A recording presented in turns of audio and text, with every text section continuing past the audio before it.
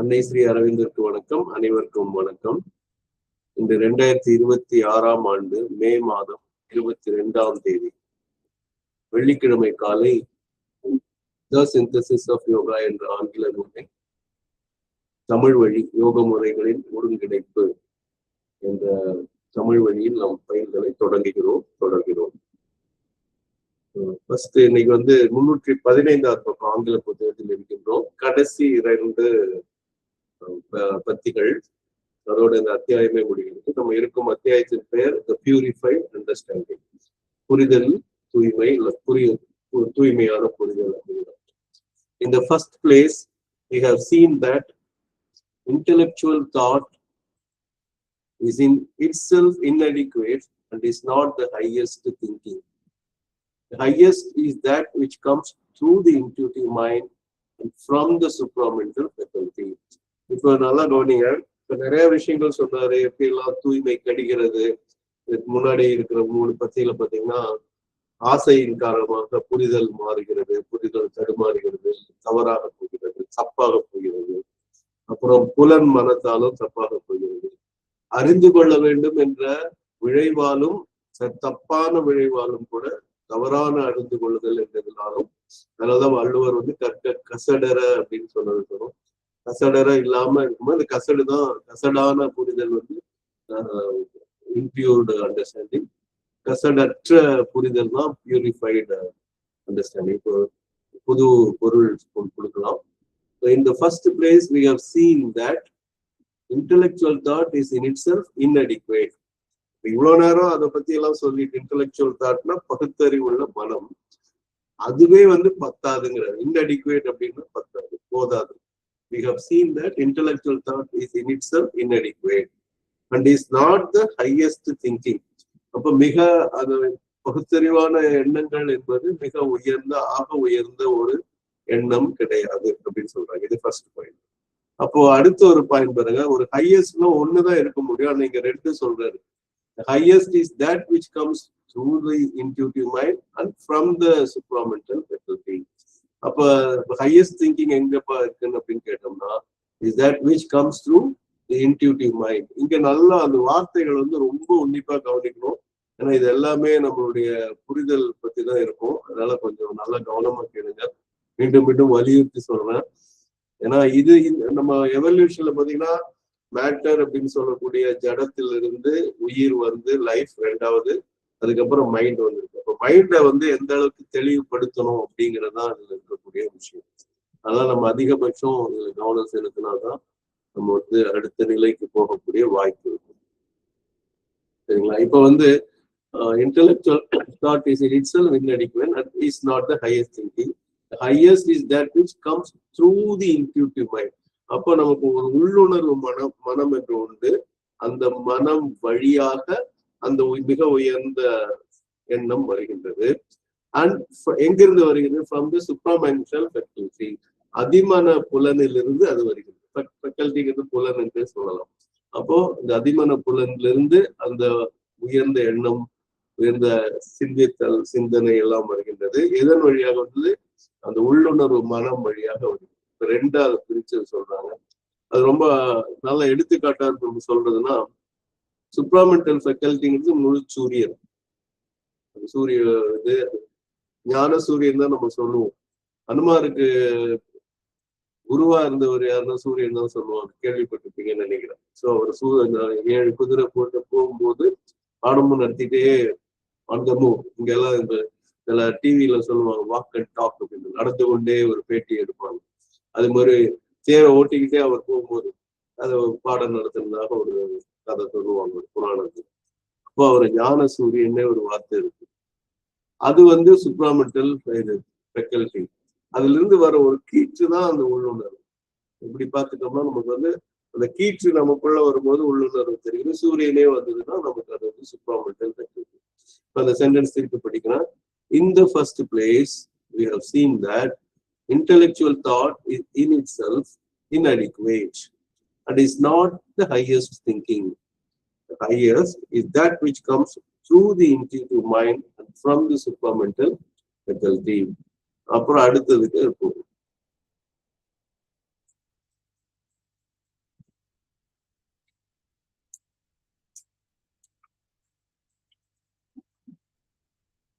So long as we are dominated by the intellectual habit and by the lower workings, the intuitive mind can only send its messages to us subconsciously and subject to a distortion more or less entire before it reaches the conscious mind. Or if it works consciously, then only with an inadequate rarity and a great imperfection in its functioning. இந்த வரிகள் என்னன்னா இப்போ நாம எப்படி இருக்கோங்கிறதுக்கு ஒரு சின்ன எடுத்துக்காட்டு மாதிரி. So long as we are dominated by the intellectual habit. Intellectual habitனா எதையும் பிரிச்சு பிரிச்சு பகுத்தறிவு தான் தமிழ்ல intellectual habit. இப்போ எதையுமே இது நல்லது, இது கெட்டது, இது ஆகும், இது ஆகாது, இது இப்படி இருக்கு அப்படி இருக்குன்னு சொல்லி திருப்பி திருப்பி திருப்பி சொல்லிக்கிட்டே வர்றதுதான் intellectual habit அப்படின்னு சொல்லி. And by the lower, if it is, we are dominated by the intellectual habit and by the lower workings. Lower workings நம்ம டிசையர் பார்த்தோம், அப்புறம் வந்து சென்ஸ் மைண்ட் பார்த்தோம், அப்புறம் மூணாவது வந்து வில் டு நோலே இருக்கிற பிரச்சனை, இதெல்லாம் தான் லோயர் ஒர்க்கிங்ஸ். அப்புறம் இப்போ இந்த இன்டெலெக்சுவல் ஹேபிட்லேயே வந்து அதிகமா அது ஆளுமை செய்தாலும், இன்னும் கீழான விஷயங்கள் நம்மளை ஆண்டு கொண்டிருந்தாலும் அப்ப என்ன ஆகும்னா, the intuitive mind can only send its messages to us subconsciously. அப்ப ஆழ் மனசுக்குள்ள நம்ம அது உள்ள அனுப்புவோம். அப்ப அது என்ன ஆகும்னா, and subject to A distortion. அப்ப டிஸ்டார்ஷன்னா அது வந்து குழப்பி விட்டுரும், தப்பா மாத்தி விட்டுரும், வக்ரம் ஆயிடும் சொல்லுவோம். Distortion மோரார்லெஸ் enter. இங்க என்ன வார்த்தை போறாருன்னா, கிட்டத்தட்ட முழுசாவே மாத்தி விட்டுரும். மோரார்லெஸ் enter before it reaches the conscious mind. அந்த அப்ப சப்கான்சியஸ் தான் ஆழ் மனசு. அதுல இருந்து நம்ம இப்ப புரிஞ்சு கொள்ளுற மனம் உணர்வு மனத்துக்குள்ள வர்றதுக்குள்ள முழுசா அது மாத்தி விட்டு பண்ணுது. இதுதான் நிறைய அது வதந்தி எல்லாம் வர்றது கூட பாத்தீங்கன்னா, ஏதோ ஒண்ணு சொல்லுவாங்க, சைனீஸ் மர்மர் அப்படின்னு சொல்லி சாஃப்ட் ஸ்கில் ட்ரைனிங்ல ஒண்ணு கொடுப்பாங்க. சைனீஸ் மர்மர் அதுக்கு பேரு. அதாவது சீன முணுமுணுப்பு பயிற்சி, அது தமிழ்ல சொன்னோம். அது எப்படின்னு கேட்டீங்கன்னா, ஏதாவது ஒரு விஷயத்த முழுமையா சொல்லக்கூடாது, காதுல ஒருத்தர்கிட்ட சொல்லணும். ஐ broke my pencil while I was writing the homework அப்படிங்கிற வார்த்தைன்னு வச்சுக்கீங்களேன்.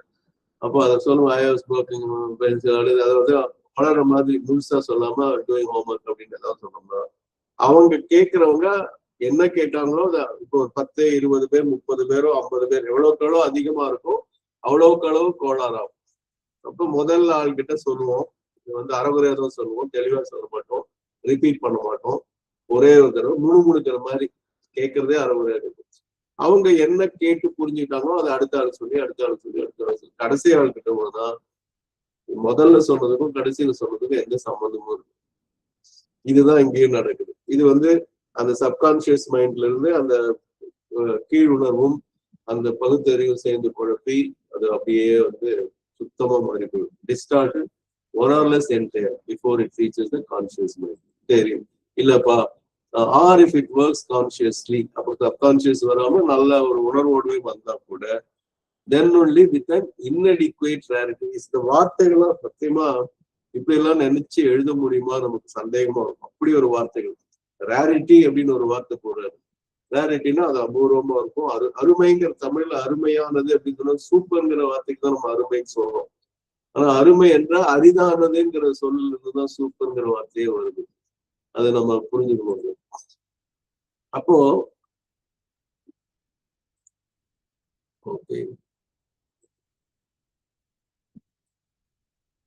எப்படின்னு கேட்டீங்கன்னா, அந்த ரேரிட்டிங்கிற ஒரு வார்த்தை பார்த்துறாரு. அந்த அருமையான தன்மை கூட இன்அடிக்குவேட்டா இருக்கு, அது பத்தலை அப்படின்னு சொல்றாரு. அதுதான் அங்க இருக்கக்கூடிய ஒரு வித்தியாசமான விஷயம். Inadequate rarity and a great imperfection in its functioning. அப்போ அது செம்மையாக இருக்காது, அதுவும் அதிகமான செம்மையற்ற ஒரு நிலைமையில அது ஐயங்கும் அப்படின்னு சொல்றாங்க. இப்ப நல்லா கவனிச்சீங்கன்னா, இது முந்தின சென்டென்ஸ்ல என்ன போட்டாரு, in it self intellectual thought is in it self இன்அடிக்குவேட் அப்படிங்கிற ஒரு வார்த்தை ஆல்ரெடி பயன்படுத்தி இருக்காரு. இன்அடிக்குவேட், போதாது, பத்தாது அப்படின்னு. இப்ப இந்த இடத்துல அதேதான் இன்அடிக்குவேட் ரேரிட்டி. ரேரா தான் இருக்கும், ஆனா அது வந்து தேவையான அளவு அருமைத்தன்மை, அரிய தன்மை அது இருக்காது. அப்போ அதிகபட்சம் மோசமாகவும் அதோட இயக்கம் இருக்கும். கவனிங்க, so long as we are dominated by the intellectual habit and by the lower workings, the intuitive mind can only send its messages to us subconsciously and subject to a distortion more or less entire before it reaches the conscious mind. Or if it works consciously, then only with an inadequate rarity and a great imperfection in its functioning. But then only with an inadequate. அப்போ கூட அது வந்து போதாத ஒரு அருமை தன்மையிலையும் மிக மோசமான செம்மையற்ற நிலைமையிலும் பூரணமற்ற நிலையிலும் இருக்கும். இது எப்படி இருக்குன்னு நீங்களே பார்த்துக்கோங்க. இதுதான் நம்ம இப்ப இருக்கிற நிலைமை. உடனே நம்ம வந்து என்ன நம்ம நெகட்டிவா ஆரம்பிக்கிற மாதிரி தோணும். அதுக்கு உடனே ஸ்ரீ அரவிந்தர் நமக்கு ஒரு தீர்வையும் தருவார். எப்பவுமே அதுதான் நீங்க பகவான் என்று சொல்லக்கூடிய நம்ம ஸ்ரீ அரவிந்தருடைய பாங்கு. பெரிய சென்டென்ஸ், நல்லா கவனிங்க. அடுத்த பக்கத்துக்குள்ள போகுது, 315 இருந்து 316 போகுது. In order to strengthen the higher knowledge faculty in us, we have to effect the same separation between the intuitive and intellectual elements of our thought, as we have already effected between the understanding and the sense mind. And this is no easy task, for not only do our intuitions come to us incrusted in the intellectual action, but there are a great number of mental workings which masquerade and ape the appearances of the higher faculty. இது ரொம்ப நல்லா ஆழ்ந்து பார்க்க வேண்டியது. நான் திருப்பி அதை என்ன சொல்றேன்னா, நல்லா ஆழமா கவனிங்க. சந்தேகம் இருந்தாலும் கேளுங்க. நான் சில நோட்ஸ் எடுத்து வச்சு இந்த நோட்ஸ் வச்சுதான் நான் இது பண்றேன்.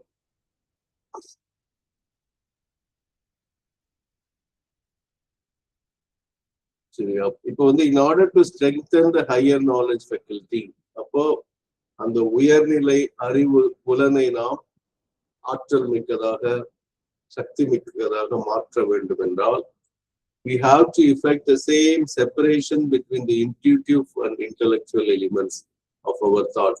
இது வந்து இதுக்கு விளக்கம் சொல்லும்போது அடுத்தது சொன்னாதான் நம்ம ஆல்ரெடி பார்த்த ஒண்ணு பார்த்துட்டு இது சொல்ல முடியும். As we have already effected between the understanding and the sense mind. புரிதல்னு ஒண்ணு இருக்கு, அந்த புலன்மனம் என்று இருக்குது. புலன்மனத்தையும் புரிதலையும் நம்ம விளக்கியிருக்கோம். ஏன்னா புலன்மனம் ரொம்ப குழப்புது, நிறைய மாயத்தோட்டத்தை உருவாக்குது, தப்பான இதெல்லாம் கொடுக்குது. நம்ம பார்த்து செகண்ட் காஸ் அப்படிங்கிறத பார்த்தோம். ஃபர்ஸ்ட் காஸ் வந்து ஆசை, இரண்டாவது காரணம் வந்து இந்த இது. அப்ப என்ன பண்றோம்னா, இதை எப்படி நம்ம பண்ணணுமோ, already affected between the understanding and sense mind, புரிதலையும் புலன்மனத்தையும் எப்படி நம்ம பிரித்தமோ அதே போல இப்ப நம்ம என்ன பண்ணணும்னா, we have already the same separation between the intuitive mind and intuitive elements and intellectual elements of our thought. அப்போ உள்ளுணர்வுக்குன்னு சில கூறுகள் உள்ளன, பகுத்தறிவுக்கு ரெண்டு கூறுகள் உள்ளன. அந்த ரெண்டுமே எண்ணத்துல இருக்கு. அவை இரண்டையும் நாம் பிரிக்க வேண்டும். So we have to effect the same separation between the intuitive and intellectual elements of our thought, as we have already effected between the understanding and the sense mind. Sri அரவிந்தரே ஒத்துக்கிறாரு. என்ன சொன்னாரு? And this is no easy task. இது வந்து ஒரு எளிமையான விஷயம் அல்ல. அதாவது நமக்கு உள்ளுணர்வையும் பகுத்தறிவு மனதையும் நாம் பிரிக்க என்பது எளிமையானது அல்லன்னு எச்சரிக்கையும் கொடுக்கிறார். ஏன் அப்படின்னு சொல்றாரு? Because not only do our intuitions come to us incrusted in the intellectual action, but there are a great number of mental workings which masquerade and ape the appearances of the higher faculty. இப்ப என்னன்னு கேட்டீங்கன்னா, not only do our intuitions come to us incrusted, அந்த do come இருக்குது. யூஸ்வலா not only our intuitions come to us incrusted மட்டுமே எழுதியிருக்கும். அந்த doன்னு ஒண்ணு போட்டா அது வந்து அழுத்தம் கொடுப்பதற்காக ஆங்கிலத்தில் பயன்படுத்துகிறது. இப்போ வந்து நீங்க தினம் ஆசிரமத்துக்கு போறீங்களா, ஐ கோ டெய்லி அப்படின்னு சொல்றது, நான் தினம் போறேன், ஐ கோ டெய்லி டு தி ஆசிரம் அப்படின்னு. இல்ல யாராவது இப்போ வர ஞாயிற்றுக்கிழமை நீங்க வந்து சர்ச்சுக்கு போறீங்களா ஒரு கிறிஸ்துவரை கேட்கிறோம்னா, அவர் தன்னை வலியுறுத்துக்காக yes I go to church every Sunday அப்படின்னு சொல்லலாம்.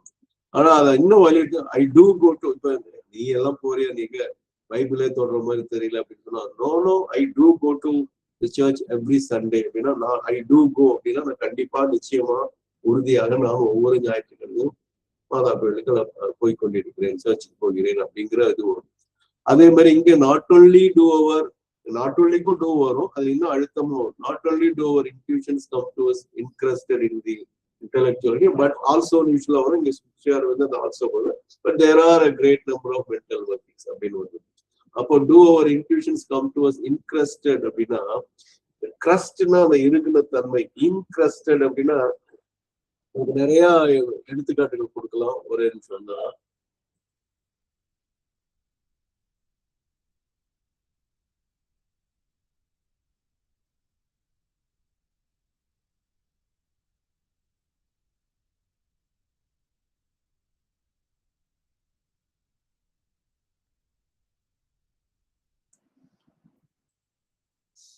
அப்போ இன்கிரஸ்டட், கிரஸ்ட்னு சொல்லுவோம். இன்கிரஸ்டட்னா இறுகிய மூடியில இருக்கு. தேங்காய் எப்படி ஒரு இறுகிய ஓட்டோட இருக்கு, உள்ளுக்குள்ள வெண்பருப்பு இருக்கு, அதுக்குள்ள நீர் இருக்கு, 3 இருக்கு. மும்மலத்தை இது பண்றதுக்கெல்லாம் சொல்லுவாங்க. தேங்காயே நம்ம கோவில்ல உடைக்கிறோம் அப்படிங்கிறதுக்கெல்லாம் அது சொல்லுவாங்க. அது மாதிரி இன்ட்ரெஸ்டட் என்ன இருக்கு, do our intuitions come to us interested in the intellectual action. அப்ப அந்த பகுத்தறிவு என்ற செயல்ங்கிறதான் இறுகிய அந்த ஓடு. அதற்குள் இந்த இன்டெலெக்சுவல் ஆக்ஷன் இது இருக்கு, அந்த இன்ட்யூஷன்ஸ் இருக்கு. அந்த உள்ளுணர்வு வந்து அந்த நல்ல நீர் மாதிரி, தேங்காய் நீர் மாதிரி, அல்லது அந்த வெள்ளை பருப்பு மாதிரி அது இருக்கிறது அப்படின்னு சொல்றோம். இன்னும் என்னன்னு சொல்லணும்னா, நம்ம மோதகம் எடுத்துட்டோம்னா, மோதகம் வெளியில பாத்தீங்கன்னா திக்கா இருக்கும். விநாயகருக்கு நம்ம ஏதாவது பிரசாதமா வைக்கிறோம்ல, விநாயகர் சேர்த்து வைப்போம், உள்ளுக்குள்ள பூரணம் இருக்கும். அந்த பூரணம் தான் வந்து அதெல்லாம் ஈஸியா எடுத்தாலும் ஆனா முதல்ல வெளியில பார்த்தா தெரியவே தெரியாது. பூரணத்தோட நிறமும் தெரியாது, மனமுமோ அல்லது இனிப்பு எதுவுமே தெரியாது. நம்ம பிட்டு சாப்பிட்டாதான் அந்த இனிப்பு தெரியும். அப்போ அதெல்லாம் இந்த இன்ட்ரெஸ்டட் அப்படிங்கிறதுக்கு சில எடுத்துக்காட்டாக நம்ம அதை எடுத்துக்கலாம். இப்போ நம்ம எல்லாருக்கும் தெரிஞ்ச குலாப் ஜாமுன், அதுவும் வெளியில பார்த்தா ப்ரௌனா இருக்கும், உள்ளுக்குள்ள வந்து வெள்ளையா இருக்கும். அதுவும் அதை அவங்க வெளியில இருக்கிற பாகை விட உள்ளுக்குள்ள இன்னும் பாகு நல்லா ஊறி இருக்கும். இதெல்லாம் இன்ட்யூஷன் உள்ளது. நமக்கு தெரிஞ்ச தமிழ்நாட்டுல வந்து நல்லா தெரிஞ்ச ஒரு விஷயம் பலாப்பழம். அது பெஸ்ட் எக்ஸாம்பிள் ஃபார் இன்கிரஸ்டட் சொல்லுவாங்க. சரியான பலாப்பழம் அப்படிம்பாங்க. எப்படின்னா வெளியில ரொம்ப முள்ளு மாதிரி திட்டுவாப்புல, ஆனா உள்ளுக்குள்ள ரொம்ப இனிமையான மனிதன் அப்படிங்கிறதுக்காக சொல்லுவாங்க. அந்த இனிமையான சுளைகள் தான் இன்ட்யூஷன், வெளியில இருக்கிற முள்ளு தான் அந்த பகுத்தறிவு, இது ஆக்ஷன் அப்படின்னு ஞாபகம் வச்சுக்கிட்டீங்கன்னா இது இந்த இன்ட்ரெஸ்டட்க்கு நல்லா புரியும். Not only do our intuitions come to us incrusted in the intellectual action, but there are a great number of mental workings which masquerade and ape the appearances of the higher faculty. The masqueradeங்கிற ஒரு வார்த்தை வந்து பாத்தீங்கன்னா, அந்த அது எந்த ஒரு சின்ன வார்த்தையை நினைவுபடுத்துது, யாராவது சொல்ல முடியுமா?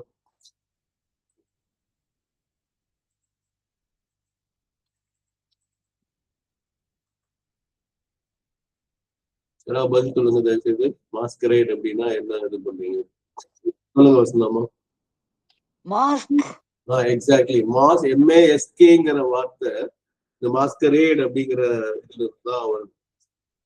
நன்றி வசந்தமா. அப்ப வந்து முகமூடி அப்படிங்கிற பொருள்ல வருது. ஆனா அது ஒரு என்ன சொல்றதுன்னா, இப்ப நான் இதை காட்டணும் பொழுது, a way of behaving that hides the truth or somebody's true feelings. அப்ப அது மறைத்து உண்மையே அல்லது ஒரு உண்மையான உணர்வுகளை மறைக்கும்படியான நடத்தை முறை, பொய் தோற்றம், போலி நடிப்பு அப்படின்னு போட்டுருக்காங்க. இதெல்லாம் இப்ப இதே இமேஜஸா போட்டேன்னு வைங்களேன், இந்த மாதிரி இருக்கிறதா அது ஆக்சுவலா பரேட் மாதிரி மாஸ்கரேடுன்னு ஒரு இது இருக்கு. அது இந்த மாதிரி பல விதமான என்ன சொல்றது, வேடர்கள் மாதிரியோ இல்ல நெப்போலியன் மாதிரியோ ஏதோ இது எல்லாம் தான் மாஸ்கரேடுக்கு இது கண்ணு கிட்ட போட்டு அந்த நிகழ்ச்சி நடக்கும்போது எல்லாரும் அந்த கண்ணை மறைச்சிடுவாங்க. இதான் அந்த மாஸ்கரேடுக்கு உண்டான ஒரு விஷயம். சரிங்களா? சோ இது வந்து மாஸ்கரேடுக்கு பல இது கண்ணை வந்து கண்டிப்பா மறைக்கணும் என்பது அது ஒரு முக்கியமான விஷயம். அப்போ உண்மை தோற்றத்தை அது பாருங்க, மாஸ்கரேட், பால் இருக்கு, தீம், பேக்ரவுண்ட், இப்படி நிறைய விஷயம் அதுல இருக்கு. ஈவன் நம்மளுடைய இது பாத்தீங்கன்னா கதைகளில கூட பாத்தீங்கன்னா, சொல்லுங்க வசந்தாமா. சார், இங்கிலீஷ் ஆஃப் சாவித்திரியில ஷதாவன் அம்மா சொல்லும் போது அது பழைய கிரீக் அந்த கால கடவுள் வழிபாட்டு முறை மாதிரி ஒண்ணு அப்படி இருந்ததாம். பல பேர் வந்து இந்த முகத்திரையை வச்சுக்கிட்டு தாங்கள் யாருங்கிறத ரிவீல் பண்ணாம they can do any dancing or something அப்படி பார்ட்டிசிபேட் பண்ணினா அந்த மாஸ்கரேட். இந்த மாறுவேட பியூட்டி நம்ம சொல்ற மாதிரி தான் கிட்டத்தட்ட. ஆனா இது ஒரு இது மாதிரி நடக்கும், பரேடு மாதிரி மாஸ்கரேடுல. இப்போ வந்து ரெஃப்ரிஜரேட்டர் அப்படின்னு பெரிய சொல்ல ஃப்ரிட்ஜ் நம்ம சுருக்கிற மாதிரி இது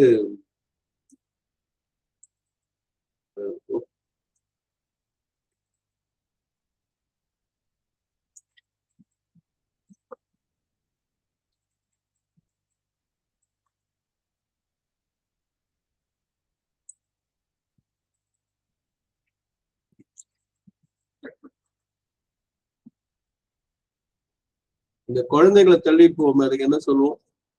சின்ன குழந்தைய எடுத்துட்டு போறதுக்கு இன்னொரு வண்டியில வச்சு போவோமே, இதுக்கு ஒரு வார்த்தை சொல்லுங்கம்மா.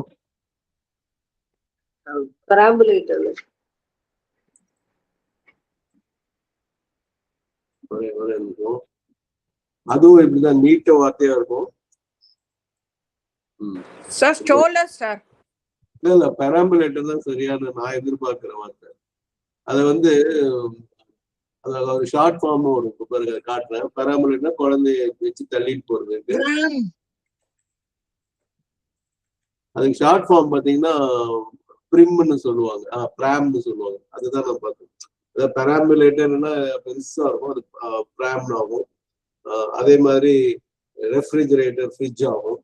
ஸ்கூட்டரோட உண்மையான பேரு தனசேனையா, உங்களுக்கு தெரியுமா? அதை சொல்லியிருக்க ஒரு தடவை வகுப்புல. தனசேனையா பேசுற மாதிரி இருக்கீங்களா? சார் ஞாபகம் இல்லை சார், மறந்துட்டேன். ஓகே, அது எப்படி இது ஒரு பிரெஞ்சு வகுப்பு மாதிரி மாத்திக்கலாம். ஸ்கூட்டரெட்னு பேர் ஆக்சுவலா இருக்கு. ஸ்கூட்டரோட உண்மையான பேரு ஸ்கூட்டர், கடைசியில இடிடின்னு வரதான் உண்மையான பேரு. அந்த இடிடின்னு முடிகிற வார்த்தைகள் எல்லாமே வந்துட்டு பெண்களுக்குரியதுன்னு பொருள் பிரெஞ்சுல. அதான் ஸ்கூட்டரெட். ஏன்னா பைக் எல்லாம் பாத்தீங்கன்னா அவங்க டவுன் போடுறவங்க, ரொம்ப விளக்கம் சொல்ல, நீங்களா அதோட பொருளை புரிஞ்சுக்கலாம். காலை தூக்கி அவங்க வண்டியில பைக் மாதிரி இருந்ததுன்னா போட்டா அது கொஞ்சம் ஆக்வர்டா இருக்கும். அதனால ஸ்கூட்டர்னு போடுறது ஒரு பக்கம். இன்னொன்னு, வண்டி ஓடும் போதும் டவுன் பறக்கக்கூடிய வாய்ப்பு இருக்கு. அதனால என்ன பண்ணுவாங்கன்னா, ஸ்கூட்டர்ல இப்படி முன்னாடி ஒரு தடுப்பு இருக்கும், காலை வந்து அழகா அவங்க வந்து தூக்கி போட வேணும், உள்ளுக்குள்ள கொண்டு வரலாம் வச்சு அது உட்காருதா. அந்த ஸ்பெப்ங்கிற வண்டி, ஸ்கூட்டர் எல்லாமே பாத்தீங்கன்னா அதுக்காக தான் அமைஞ்சிருக்கு. அதனால அது உண்மையான பேர் ஸ்கூட்டரெட். நமக்கு வந்து பொதுவாக ஸ்கூட்டர் நிறுத்திடுவோம். இந்த ஸ்கூட்டரெட்டுங்கிற மாதிரி இன்னொரு இடிடில முடியக்கூடிய ஒரு ஆகாத ஒரு விஷயத்தை என்ன யாராவது ஞாபகம் இருந்தா சொல்லுங்க வசனமா. சிகரெட். சிகரெட் அப்படின்னா சிகரெட்டுங்கிற பொருளே பெண்களுக்குரியதுன்னு தான் அர்த்தம். சில பெண்கள் பிடிக்கிறது பொம்பளைங்களாம் சிகரெட் பிடிக்கிறாங்கன்னு சில பேர் கமெண்ட் எடுக்கிறது, வார்த்தையே அதுலதான் இருக்கு. அப்ப ஆண்களுக்குரியதுனா அந்த இடிடியை கட் பண்ணீங்கன்னா சிகார்னு வரும். சிகார்னா சுருட்டுன்னு இருக்கும். சுருட்டு வந்து ரொம்ப ஸ்ட்ராங்கா இருக்கும், அது ஆண்களுக்குரியது. சிகரெட் வந்து ரொம்ப மென்மைப்படுத்தப்பட்ட அதே புகையிலே தான், அது பெண்களுக்குரியது. ஆனா இப்ப என்ன, ஸ்கூட்டரும் ஆண்கள் பயன்படுத்துறாங்க, சிகரெட்டும் ஆண்கள் பயன்படுத்துறாங்க. அது அந்த மாதிரி யாரும் பிரிச்சு பாருங்க. சுருட்டு இப்ப எங்காவது இருக்கா? நான் பார்த்து இப்போ 2 விஷயம் என் கண்ணில் படாதது இப்ப சமீப காலமான, அந்த சுருட்டு, இன்னொன்னு மூக்குப்பொடி. அந்த விளம்பரமே காணும். ஐயா காந்தி ஐயா உங்களுக்கு ஞாபகம் இருக்கும்னு நினைக்கிறேன். டிஏஎஸ் ரத்னம் பட்டணம் பொடின்னு ஒண்ணு விளம்பரம் வச்சு பார்த்துட்டீங்களா? ஆரம் மனம் குணம் நிறைந்ததுன்னு. காந்தி ஐயா சொல்ல முடியுமா? தேவதாஸ் காந்தி ஐயா. நீங்களே மற்றவங்களும் பெரியவங்க வயசானவங்கன்னா ஒரு 50 வயசுக்கு மேல இருக்கவங்க எல்லாம் பார்த்துருப்பாங்க. அது பழைய ஒரு இதுல வந்து ஒருத்தர் உரல் வச்சு இடிச்சிட்டு இருக்கிற மாதிரி வருவாங்க. யாருக்காவது ஞாபகம் இருக்கா? எஸ் சார், பார்த்திருக்கேன் சார். Yes sir. ஒரு மீசை வச்சுட்டு ஒருத்தர் வந்து இது பண்ணுவாரு, அதுவும் கிடைச்சிருச்சு. அது வந்து டிஏஎஸ் ரத்தனம் பட்டணம் பொடி அப்படிம்பாங்க. இப்படி ஒருத்தர் வந்து உரல்ல வச்சு இடிச்சிட்டு இருப்பாரு, பூரா புகையில தான் இப்ப இருக்கா எனக்கு தெரிஞ்சு யாரும் அதிகமா போட்டு கூட இப்ப பார்க்கல. ஆனா அது ஒரு நல்ல மாற்றம் தான். கொடி போடுறது ஒண்ணு, அந்த சுருட்டு இப்ப சர்ச்சில் பாத்தீங்கன்னா சுருட்டு பிடிக்கிறது இருக்கு.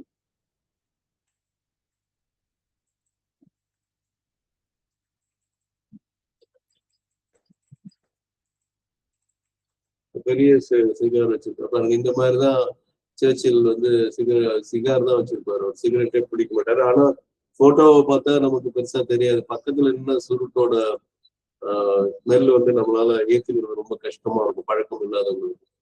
இதெல்லாம் வந்து எங்க போறோம் அப்படின்னு பாத்தீங்கன்னா, இந்த மாஸ்கரேட்ல இருந்து போன ஒரு விஷயம். விச் மாஸ்கரேட் மாஸ்க் எப்படி சுருக்குச்சோ, சிகரெட், சிகார் அந்த மாதிரிலாம் பெராமினேட்டர், பிராம், ரெஃப்ரிஜரேட்டர், ஃப்ரிட்ஜ் மாதிரி masquerade and ate the appearances. இது வந்து மாஸ்கரேட்ல ஹையர் ஃபேக்கல்டி படிக்கணும். Mental workings which masquerade the higher faculty. அப்ப இந்த மென்டல் ஒர்க்கிங்ஸ் நிறைய விஷயம் என்ன பண்ணணும், என்னமோ ரொம்ப அது நம்ம தமிழ்ல நமக்கு எல்லாருக்கும் தெரிஞ்ச பாட்டு வந்து ஔவையார் வரிகள். காணமடி மயிலாட கண்டிருந்த வான்கோழி தானும் அது போல் நினைத்த பொல்லாச்சிறகை விரித்த மாதிரின்னு ஒரு பாட்டு வரும். அது மாதிரி இந்த இது வந்து அதை இதுக்கேதான் சொல்லுவாங்க. அந்த அது ஔவையாருடைய பாடல் பாத்தீங்கன்னா எதுக்கு வருதுன்னு யோசிச்சு பாருங்க. யாருக்காவது ஞாபகம் இருக்கா எதுக்காக அந்த பாட்டை சொன்னாங்கன்னு?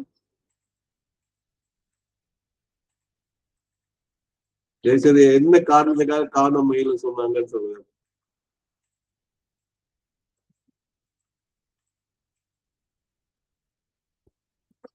சொல்லுங்க சார். மயில் வந்து மழை வரும்போது ஆடும் அந்த ஓகை பெருமகிழ்ச்சி, அது முன்னாடியே அடைஞ்சிரும், அதுக்காகதான். இல்ல, ஆக்சுவலா அது இல்ல, நான் இப்ப போடுறேன். வேற யாராவது சொல்லுங்க. ரசனாமா சொல்லுங்க. சார் அவங்க வந்து அந்த ஒரு கிங் அவருடைய உயர்வை சொல்றதுக்கு அந்த எதிரி அல்லது அந்த கவுண்டர் அவரு வந்து வலுவற்றவர். இல்லம்மா நான் இப்ப காட்டுறேன். இப்ப இதுதான், ஏன்னா இதுக்கு மிகச்சிறந்த பொருத்தமானது. பெருசு பண்ண முடியுமான்னு தெரியல, பார்ப்போம். Okay.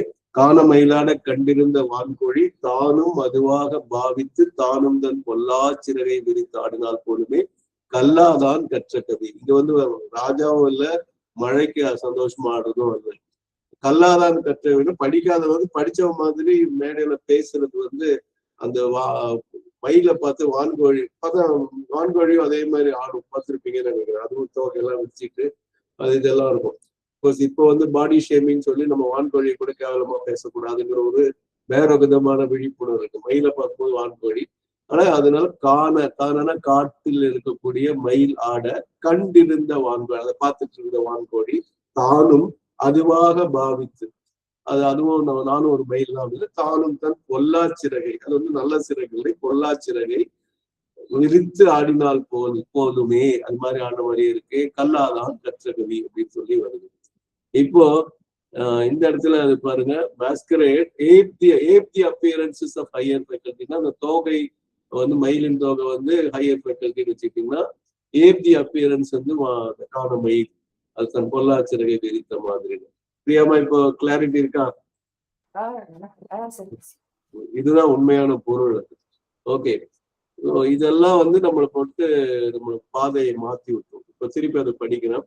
In order to strengthen the higher knowledge faculty in us, we have to effect the same separation between the intuitive and intellectual elements of our thought, as we have already effected between the understanding and the sense mind. And this is no easy task, for not only do our intuitions come to us incrusted in the intellectual action, but there are a great number of mental workings which masquerade and aid the appearances of the higher faculty. இது ஒரு விதமா சொல்லிட்டு அடுத்தது பரிகாரம், அதாவது ஒரு தீர்வுக்கும் போறாரு. அதையும் நல்லா கவனிங்க. இதுதான் ரொம்ப முக்கியமான விஷயம். அதாவது ரொம்ப முக்கியம். ஏன்னா இதுல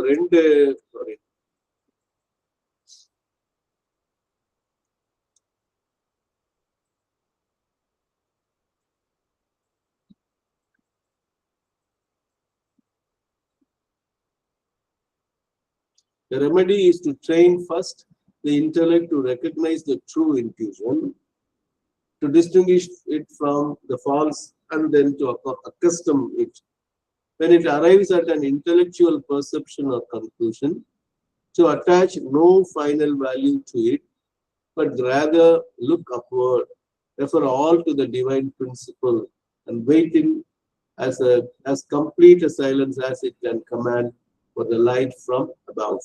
இதுதான் வந்துட்டு ஒரு ரெமடி, ஒரு தீர்வு மாதிரி சொல்றாரு. அது என்னன்னு பார்ப்போம். அதுல வந்து சிலது முழுமையா அங்க சொல்லாட்டாலும் முன்ப படிச்சதும் அன்னை சொன்னதெல்லாம் கனெக்ட் பண்ணி பார்த்தா இது என்னங்கிறது நம்ம இன்னும் கொஞ்சம் விளக்கமா பார்ப்போம். சரியா? 17 நிமிஷம் நமக்கு இருக்கு.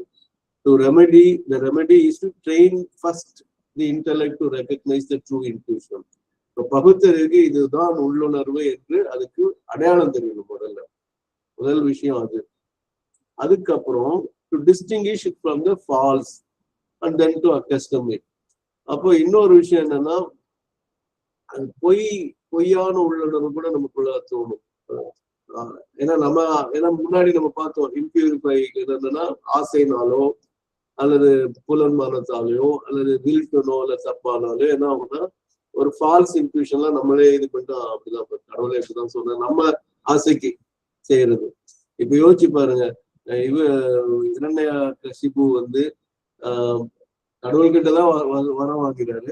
நான் வாங்கின வரத்தால எந்த ஆளால எந்த கொம்பனாலும் எனக்கு கொல்ல முடியாதுங்கிற ஓவர் கான்பிடன்ஸ்ல ஓம் நமோ நாராயண எல்லாம் வேண்டாம், இரண்யகசிபாய நமக அப்படின்னு சொல்லுங்கன்னு சொல்றதெல்லாம் வந்துட்டு அந்த ஃபால்ஸ் இன்ட்யூஷன் தான். இல்லை, இனிமே யாரும் ஒன்றும் செய்ய முடியாது. So distinguish it from the false and then to accustom it. Accustom to the true intuition. அப்போ வந்து அதுக்கு பழக்கப்படுத்தினாதான் அது வந்து ஒழுங்கா இருக்கும். அப்ப என்ன வருதுன்னா, when it arrives at an intellectual perception or conclusion.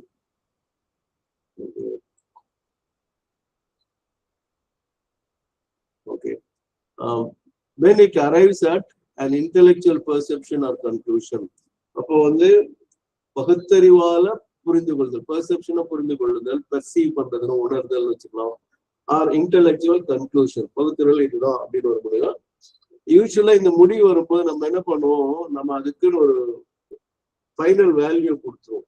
இதுதான் பெரிய சிக்கல்.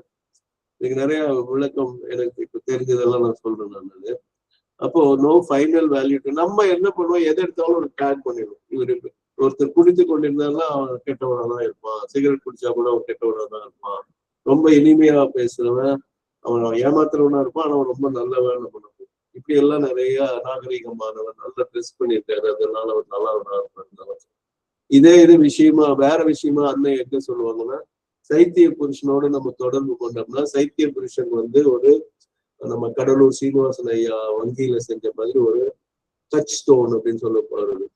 அந்த வரிசை பார்த்து கல்லு, அந்த கல்லை வச்சுட்டு தங்கம் தானாலும் வரிசை பார்த்து தங்கம் சொல்றதுதான் அந்த வேலை. அது மாதிரி நம்ம சைக்கிக் பீயிங் தான் நம்மளுடைய அந்த touch stone.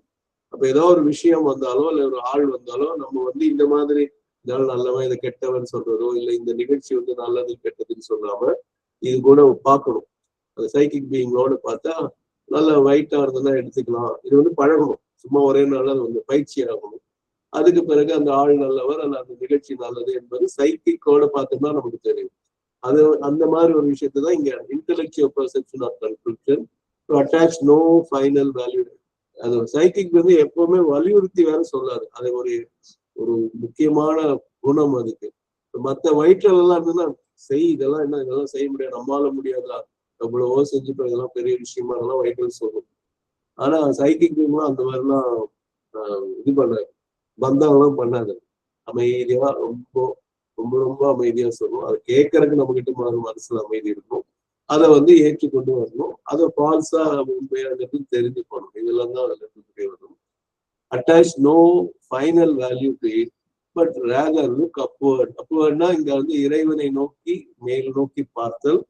Refer all to the divine principle. இங்கதான் முதல் வந்து சைக்கிகைசேஷன்ங்கிறதோ இல்லை சைக்கிக் பீயிங்கோட பார்க்கறதோ அது வந்து ஏன்னா இறைவனின் ஒரு பகுதி தானே சைத்திய புருஷன். அப்ப இந்த அதாவது refer all to the divine principle, அந்த இறை தத்துவங்களோட அதை வந்து ஒப்பிட்டு பார்த்து அண்ட் வெயிட் இன் அதை காத்திருக்கணும். As complete silence it can command. அப்போ வந்து ரொம்ப அமைதியா இருக்கும். For the light from above. இப்போ மேல இருந்து ஒளி வந்து நமக்கு, ஏன்னா நம்ம இருள்ல இருக்கோம், உண்மை என்னன்னு தெரியாம இருள்ல இருக்கும், அதுக்காக நம்ம காத்துட்டு இருக்கிறத பார்த்தா நல்லது அப்படின்னு சொன்னாங்க. இதுக்கு வந்து இன்னும் சில குறிப்புகள் என்னன்னு பாத்தீங்கன்னா,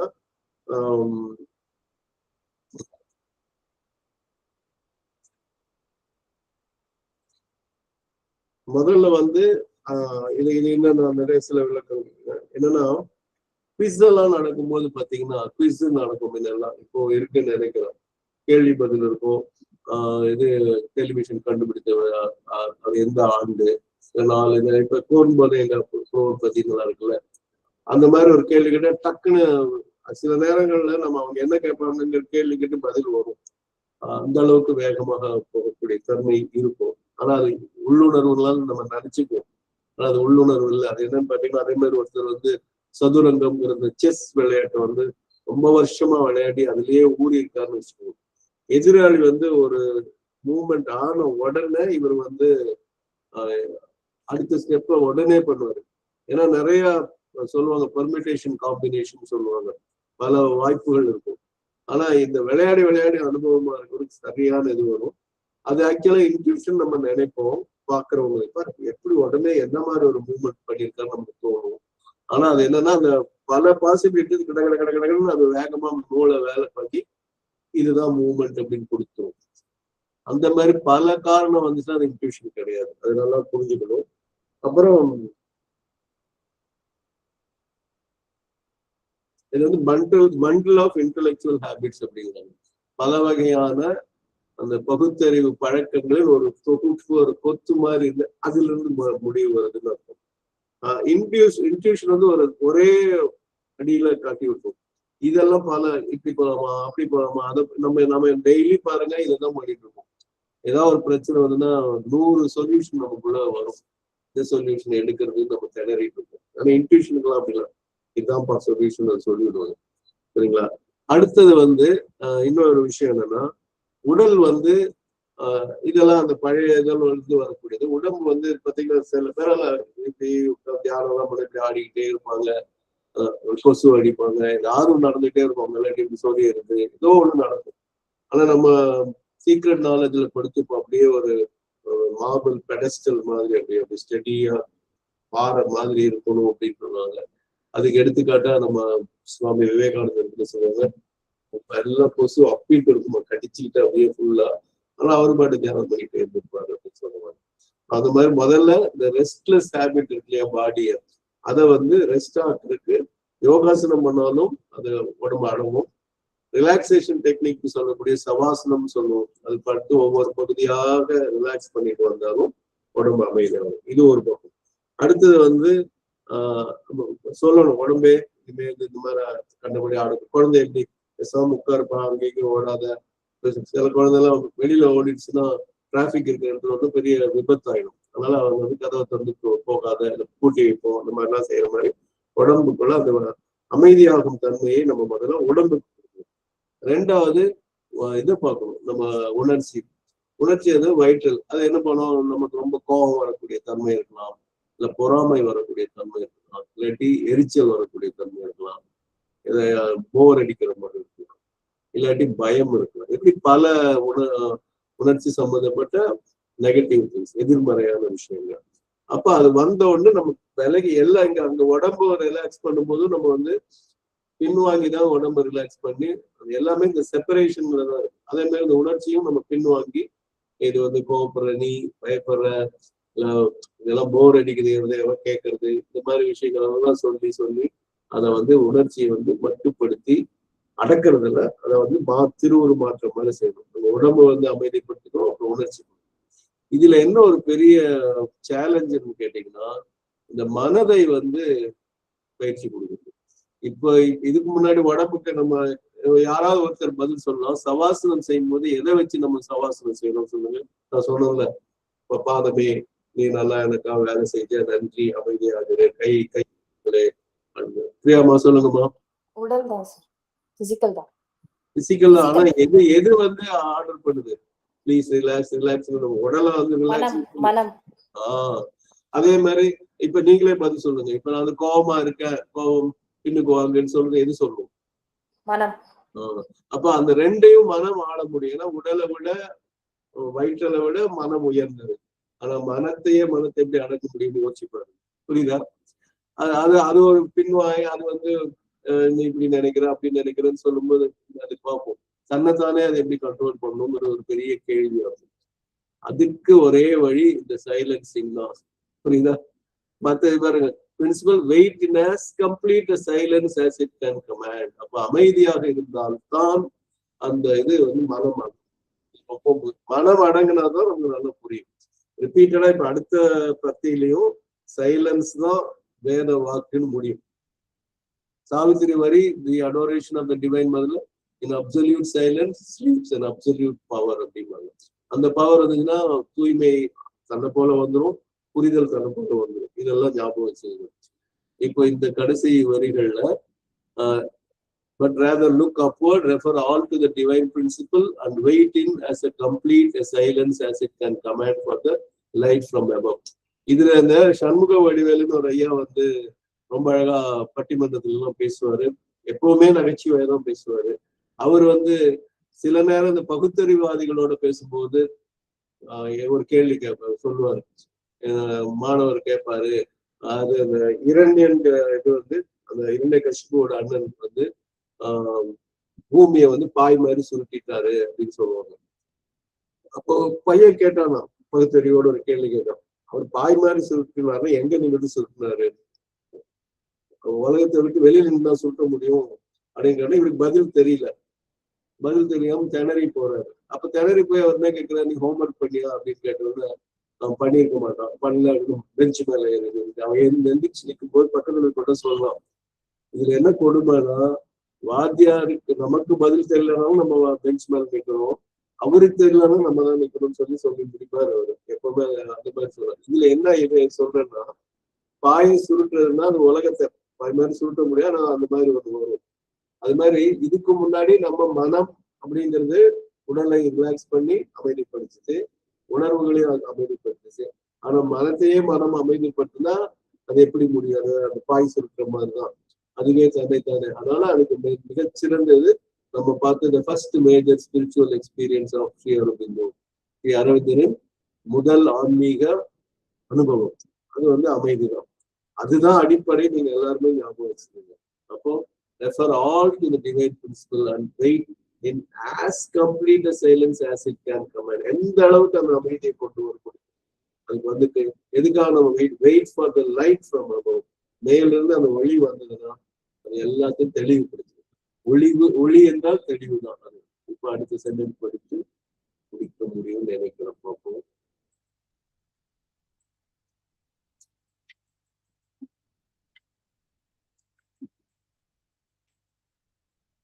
இப்போ முடிஞ்ச வரைக்கும் இந்த பேரை முடிச்சிருவோம். In this way, it is possible to transmute a great part of our intellectual thinking into the luminous truth conscious vision. The ideal would be a complete transition, or at least to increase greatly the frequency, purity, and conscious force of the ideal knowledge working behind the intellect. This way, இந்த வழியில ஒளியக்காக காத்திருந்து அமைதிப்படுத்தி பண்ணும்போது it is possible to transmute a great part of our intellectual thinking. அப்ப டிரான்ஸ்மியூட்ங்கிறதும் டிரான்ஸ்ஃபார்ம்ங்கிறதும் டிரான்ஸ்பிகர்ங்கிறதும் ஒரே பொருள் கூடக்கூடிய 3 சொற்கள். அதாவது திருவுரு மாற்றம் இருக்கு. அது எப்படி? Great part of our intellectual thinking. அப்போ நம்மளுடைய பகுத்தறிவு சிந்தனையை பெரும் பகுதியை நம்ம திருவுரு மாற்றம் செய்து எதுல எப்படி பண்ண இன்டூ நீங்க எப்படி பண்ணீங்கன்னா தி லியூமினஸ் ட்ரூத் கான்சியஸ் விஷன். ட்ரூத்துக்கும் கான்சியஸ்க்கும் நடுவுல ஹைஃபன் இருக்கு. ஒளி பொருந்திய மெய் உணர்வு பார்வை. ஒளி பொருந்திய மெய் உணர்வு பார்வைக்கு நம்ம திருவுரு மாற்றம் செய்யலாம். நமக்கு இப்ப இருக்கிற லியூமினஸ் ஒளி கிடையாது, பொய்மை மிக்கதா இருக்கு, உணர்வு இல்லை. அதனாலதான் நம்ம அதெல்லாம் பார்த்தோம். எல்லாம் குழப்பி விட்டு இன்ட்யூஷன் வருது, சப்கான்சியஸ் வந்து மேஸ்கரேட் ஏங்கிற வார்த்தையெல்லாம் இதுக்கு ஆப்போசிட்டான வார்த்தைகள். ஆனா இந்த நிலைக்கு போனா அது வந்து ஒளி பொருந்திய உண்மை உணர்வுள்ள ஒரு பார்வையாக மாறும். The ideal would be a complete transition. அப்ப அதுக்கு உண்மையான அது தேவையான மாடல் பெஸ்ட் அப்படின்னு சொன்னா எடுத்துக்காட்டா இருக்கக்கூடியது முழுமையான மாற்றம். சரி, இப்ப நம்மளால முடியலன்னா, or at least to increase greatly the frequency, purity and conscious force of the ideal knowledge. இது எப்படி படிக்கணும்னா, the frequency of the ideal knowledge, purity of the ideal knowledge and conscious force of the ideal knowledge. அப்போ ஃப்ரீக்வன்சினா நம்ம ஃப்ரீக்வெண்டா அடிக்கடி அதை நம்ம இது பண்ணணும். அப்ப ரொம்ப இன்க்ரீஸ் பண்ணுவோம். அட்லீஸ்ட் இன்க்ரீஸ் கிரேட்லி, எந்த அளவுக்கு அதிகப்படுத்தணும் அந்த அளவுக்கு போட்டும். எது இந்த ஃப்ரீக்வன்சி பல முறை நடக்கக்கூடிய தன்மையான மாதிரி. Increase greatly the purity of the ideal knowledge, அதோடைய தூய்மையை நம்ம அதிகப்படுத்தணும். நம்ம படிக்கிறதே பியூரிஃபைட் அண்டர்ஸ்டாண்டிங் தான். And conscious force of the ideal knowledge, உணர்வு இல்லாமல் அறிவில்லை. அதனால அது கான்சியஸ் உணர்வு ஆற்றலோட ஒரு தேவையான ஞானத்தை கொண்டு வந்து அந்த ஐடியல் நாலேஜ் எங்க இருக்கு? Working behind the internet. அந்த பகுத்தறிவுக்கு பின்னாலதான் அந்த ஞானம் இருக்கு. இப்போ சில பறவைகள்லாம் பாத்தீங்கன்னா நூற்றுக்கணக்கில் அப்படி இப்படி எல்லாம் பறக்கும். பார்த்திருக்கீங்களா அந்த மாதிரி ஒரு வீடியோஸ் எல்லாம்? நம்மளே நேர்ல பார்த்திருக்கோம். ஓகே,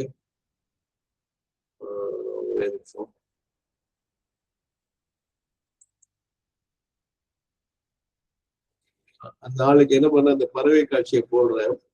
அந்த பறவைகள் ஆறுன்னு ஒரு கணக்கு இருக்கான், இத்தனை டிஸ்டன்ஸ் இதுக்குள்ள அப்படின்னு சொல்லி ஒரு கணக்கோட அது பறக்குது. அது எப்படியோ பறக்கும். பார்த்தா அந்த நமக்கு அது கணக்கெல்லாம் முதல்ல புரியாது. அது என்னன்னா, ஒரு கழுகு அதை தாக்க வரும்போது ஒரு குயில் டக்குன்னு பிடிச்சது சாப்பிடும். ஆனா இந்த கூட்டத்துல எதை பாக்குறதுன்னு குழம்பிடும்.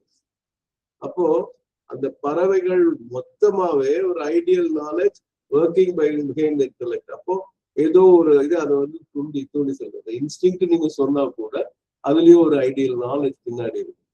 So the latter must learn to be subject and passive to the ideal faculty.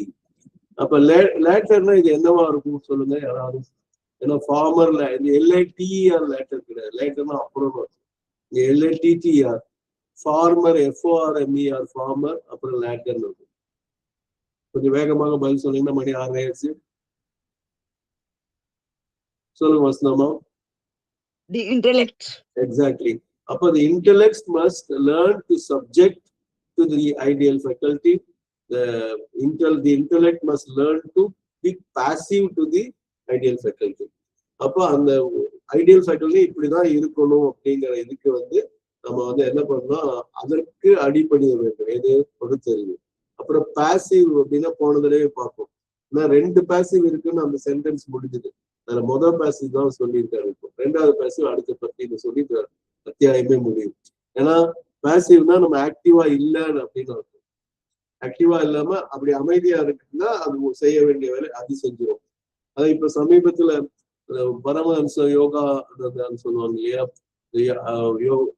Autobiography of யோகி, தமிழ்ல ஒரு யோகியின் சுயசரிதம் எழுதியிருப்பாங்க. அவர் சொல்றாரு, இப்ப தீய பழக்கங்கள் நம்ம விடுபடுறதுக்கு என்ன சொல்லலாம்னு ஒரு மந்திரம் மாதிரி அவர் தான் சொல்லலாம். ஐ ஆம் நாட் த டூயர், செய்பவன் நான் அல்ல அப்படிங்கிற ஒரு மந்திரம். அப்படின்னா என்ன? இப்ப கோர்ட்ல போனா நிக்காது, ஆன்மீகமா வேணா நிற்கும். ஐ ஆம் நாட் த டூயர் நம்ம சொல்லி பழகினா பல விஷயங்கள் நம்ம செய்ய மாட்டோம். ஆனா அப்படியே நல்ல விஷயங்கள் செஞ்சோம்னா அந்த ஆணவம் இல்லாம இறைவனுடைய ஒரு பப்பெட் மாதிரி, ஒரு கருவி மாதிரி நம்ம இருப்போம் அப்படின்னு சொல்லுவோம். So the latter must learn to be subject and passive to the ideal faculty. அப்போ I am not the doer அந்த passiveness. நான் தான் செய்யறேன்னா ஆக்டிவ்னஸ். அது ஞாபகம் வச்சுக்கணும். இதோட நிறைவு செய்வோம். அன்னை ஸ்ரீ அரவிந்தருக்கு நன்றி, வணக்கம்.